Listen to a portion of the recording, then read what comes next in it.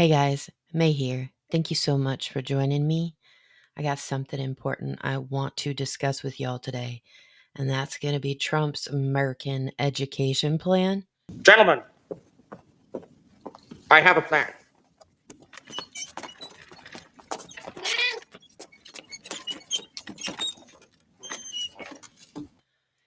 I'm going to have all receipts linked in the video description below, along with links on ways to get involved yourself.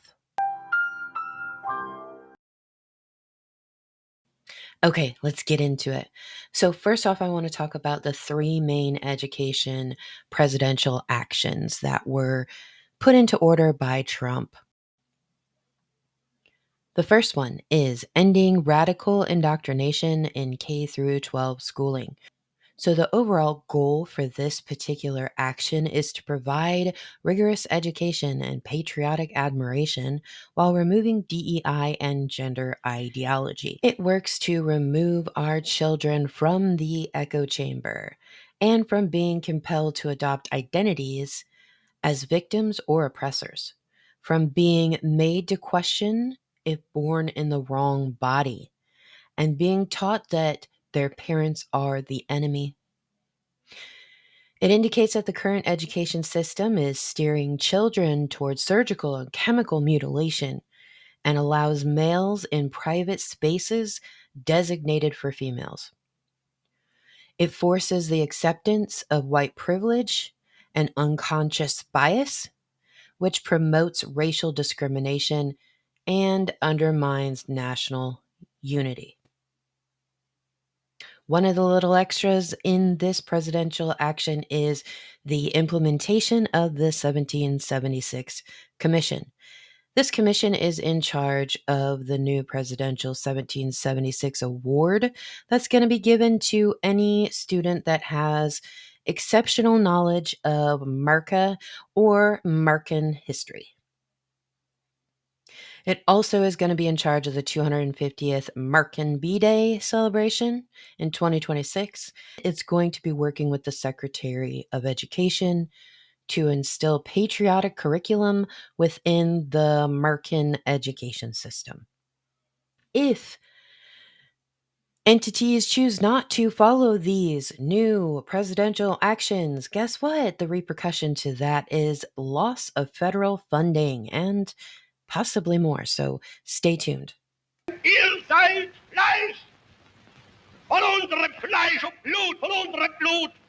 Und in euren jungen Gehirn brennt dasselbe Geist, der uns beherrscht. The second presidential action I want to talk about is expanding educational freedom and opportunity for families. The purpose on this one is basically to set the timeframes for guidance to the states by the Secretary of Education on the changes that are going to be required. In summary, the Secretary of Education, the Secretary of Labor, Secretary of Health and Human Services, they've got around 60 to 120 days to advise guidance to the states on how to use the federal funds through the grant programs and other funding for public schools and how they're going to be used. The action also allows for federal funding to be used for private and religious institutions, not just public options.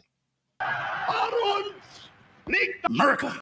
In uns marschiert America. Dann und hinter uns kommt America.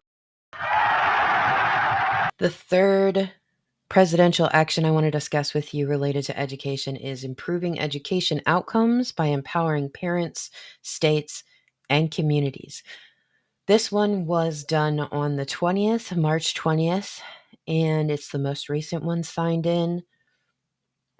The whole purpose of this one is basically to close the Department of Education. Their goal is to return the power back to the states and to ensure that any program or activity receiving federal assistance terminate any quote unquote illegal discrimination obscured under the label diversity, equity, and inclusion, or similar terms and programs promoting gender ideology.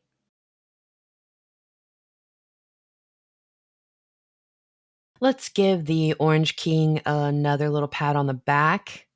He signed into action another presidential action stating that February is now Career and Technical Education Month, starting in 2025. I wonder why the month of February. Meanwhile, reports state that young scientists are having to review their career paths and even consider overseas options for education and opportunities because America, all the lovely funding cuts are affecting the science programs. Because the new budget bill that was passed states the Committee on Education and Workforce shall submit changes in laws within its jurisdiction to reduce the deficit by not less than $330 billion for the period of fiscal years 2025 through 2034. Trump and his administration is so dedicated to the education system that they decided to open up investigations on over 50 colleges for quote unquote race based admissions and scholarships, and even quote unquote illegal segregation due to their DEI policies and anti Semitic discrimination and harassment. So, what does all of that mean? Since federal funds cannot go to entities that promote DEI or gender ideology, we are going to see the empowerment of bigoted bullies, people who are willing to harass in the halls of our schools. Minorities, the disabled, and especially trans children will be targets of hate more than they already are because ignorance always fears what it doesn't understand. Educators will find it hard to intervene or punish such hatred for fear of being accused of supporting the DEI or gender ideology and lose precious federal funding. It means that there is no longer a line between church and state in the American education system. That federal funding from American citizens will now go to support secular and private educational institutions. What schools do you think are going to get the most funding? My guess, the private and religious schools, but that's only if they're Christian. The death of public schools will occur in far too many impoverished locations.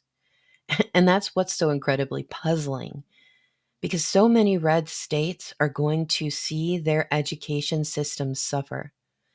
Their people will not be able to afford the few and far between private or Christian schools left. It will be a more rapid decline in the American education system, a system that is already broken, bigoted, and failing to meet standards.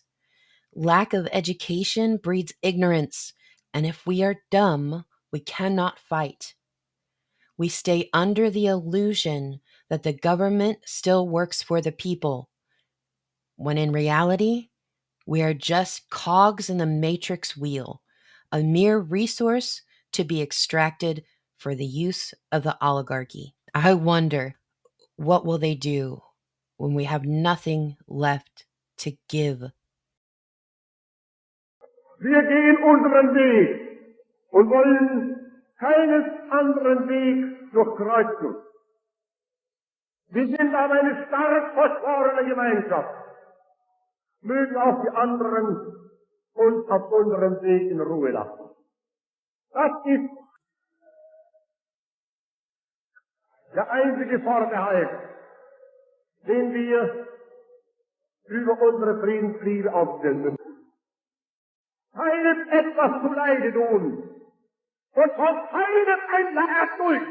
Remember, look out for your loved ones. Check on each other's well-being.